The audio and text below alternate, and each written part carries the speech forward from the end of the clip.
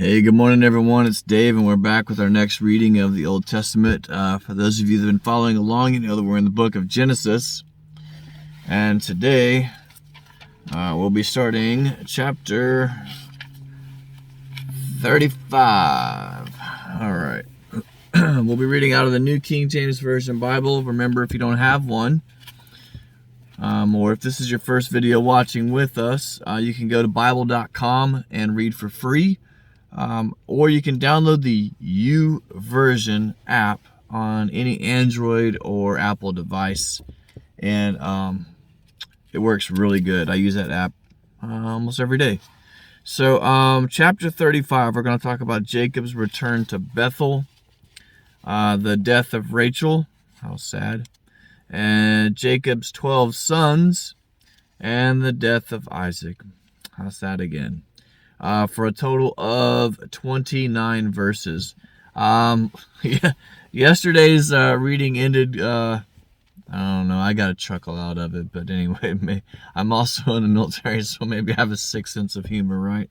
All right, so let's see how today's message starts.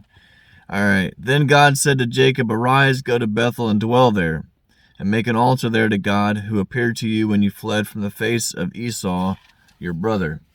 And Jacob said to his household and to all who were with him, "Put away the foreign gods that are among you.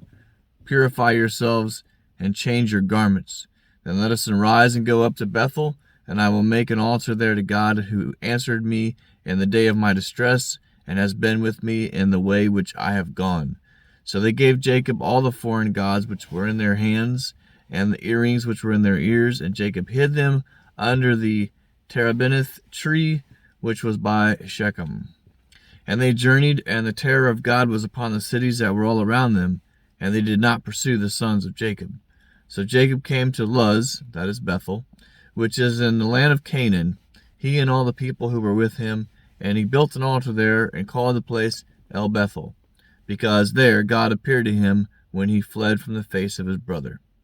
Now Deborah, Rebekah's nurse, died, and she was buried below Bethel under the terebinth tree. So the name of it was called Elon Bachuth.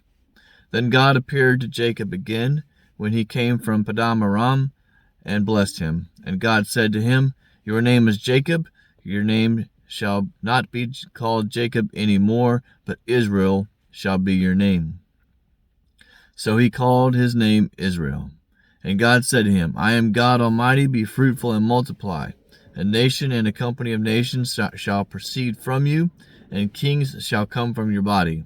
The land which I gave Abraham and Isaac I give to you, and to your descendants after you I give this land."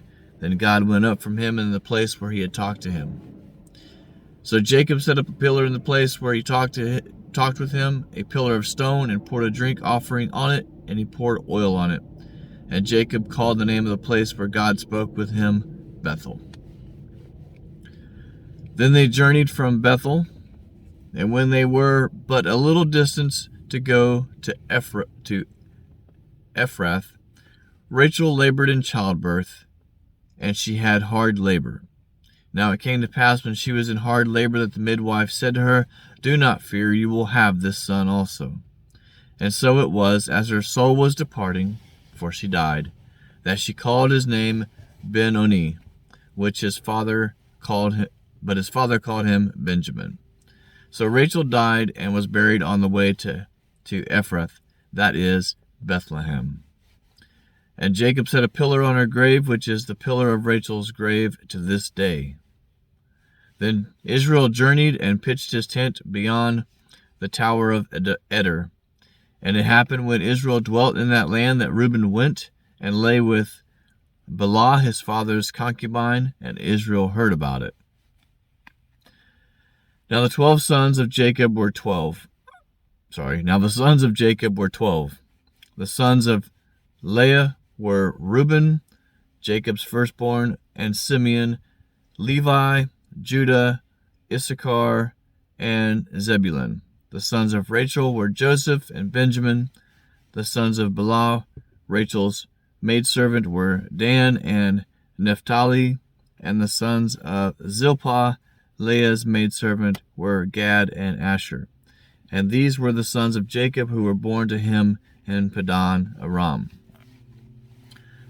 Then Jacob came to his father Isaac at Mamre, or Kirjath Arba, that is Hebron, where Abraham and Isaac dwelt. Now the days of Isaac were 180 years.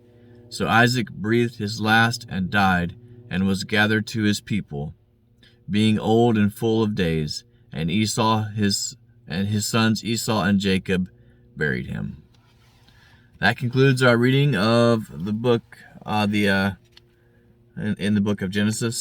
When life keeps falling and wonder where he is in all this mess, he's right there to guide you, unseen, you're not